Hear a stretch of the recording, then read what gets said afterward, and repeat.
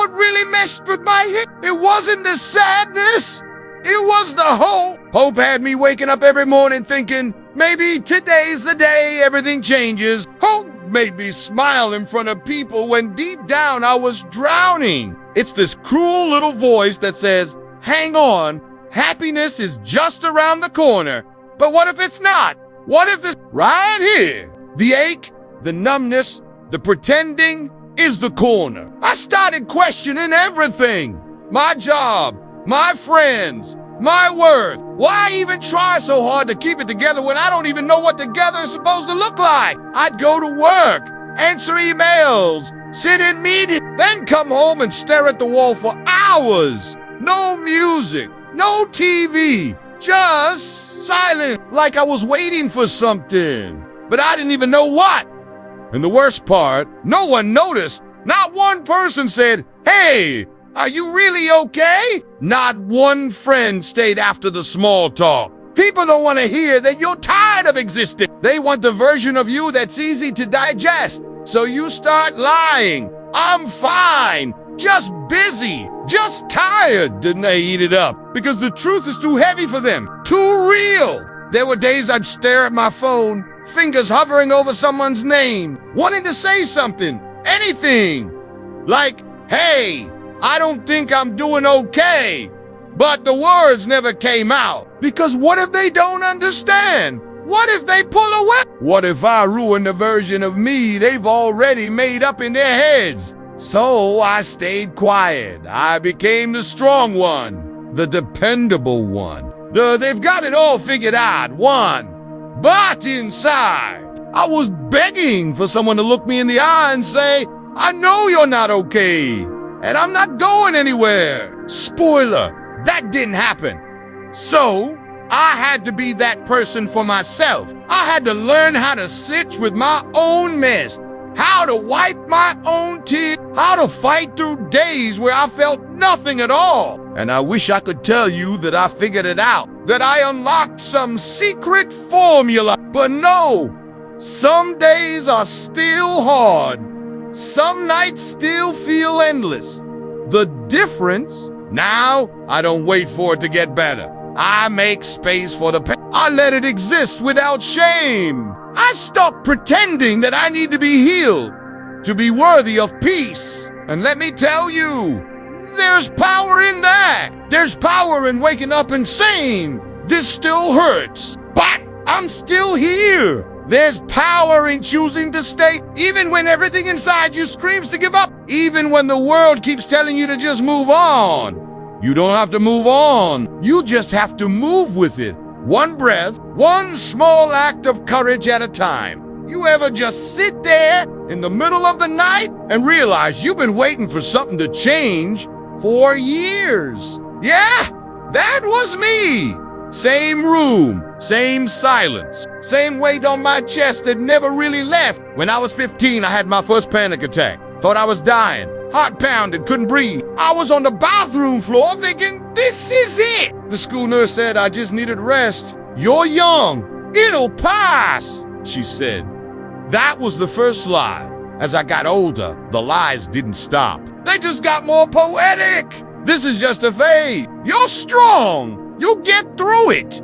It gets better. I clung to those words like they were oxygen. Like if I just held on long enough, someday I'd wake up and it'd all be gone. The sadness, But guess what? I'm 28 now, and I'm still waiting. No one tells you that sometimes the storm doesn't pass. You just get used to the rain. No one tells you that healing isn't always this neat upward journey. Sometimes healing means learning how to survive without answers, without closure, without that magical moment where you finally feel fixed. You start learning how to function with the pain, how to laugh while carrying it, how to work, love, smile while quietly bleeding inside. And honestly, that takes way more strength than people realize. I remember this one night. I was lying in bed, lights off, phone face down, and I just didn't see the point anymore. Not in a dramatic way, more like Everything just felt numb. Tired of fighting something invisible. I didn't want to die, but I didn't want to keep living like this either. And in that silence, in that fog, the only thing I could hear were those damn words again. It gets better, but better when next year, when I hit some magical level of nah, I stopped buying into this. What I've learned is this. It doesn't get better. Not in the way they promise you. Not in the movie ending way where everything makes sense. But it gets manageable. You get better at hiding it, at carrying in, at showing up, even when you don't want to. You learn how to take care of your body, even when your mind feels broken. You start recognizing your triggers, your limits, your safe zones. And that's not failure. That's not weakness. That's growth. It's not the kind of progress people clap for. It's not flashy or inspiring, but it's real. And it matters. I look at my younger self now and think he had no idea how much it would hurt, but also how far he'd come just by not quitting. Some days I still wake up feeling heavy, still wonder what it's all for. But then I remember I'm still here, still breathing, still choosing to stay. Even when I don't feel like it. And if you're listening to this right now, maybe you are too. So no, I won't tell you it gets better. I won't sell you that dream. But I will tell you this. You're not broken. You're not weak. You're just carrying something heavy. And somehow, you're still walking. That's not failure. That's survival. And you should be damn proud of that. You know what finally broke me? It wasn't the worst day. It wasn't a panic attack. It wasn't even the nights I thought about disappearing. It was a Tuesday, just a regular boring, quiet Tuesday. I was pouring cereal halfway through, brushing my teeth when it hit me. This is it. This is life now. Not the dream, not the version I hoped for, just this. And you know what? I didn't cry. I didn't spiral.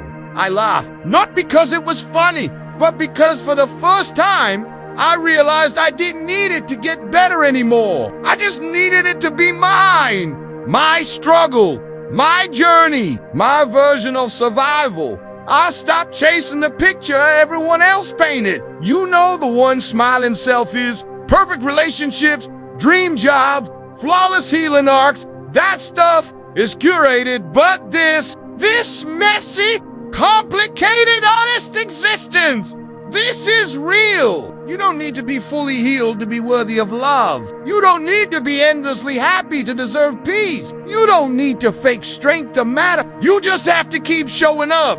Messy, flawed, real. And that's where the twist comes in. It never gets better the way they say, but you get wiser, you get softer, you get tougher. You start finding moments of peace in between the chaos. Moments that are quiet, but real. A warm coffee, a deep breath, a genuine laugh after days of silence. And suddenly, you realize those little moments aren't little at all. They're proof that even when the darkness doesn't leave, you still find ways to light a candle. So, if no one's told you lately, I'm proud of you. Not for pretending, not for holding it all together, but for staying, for choosing to breathe, for giving yourself one more day, even when it hurts, especially when it hurts.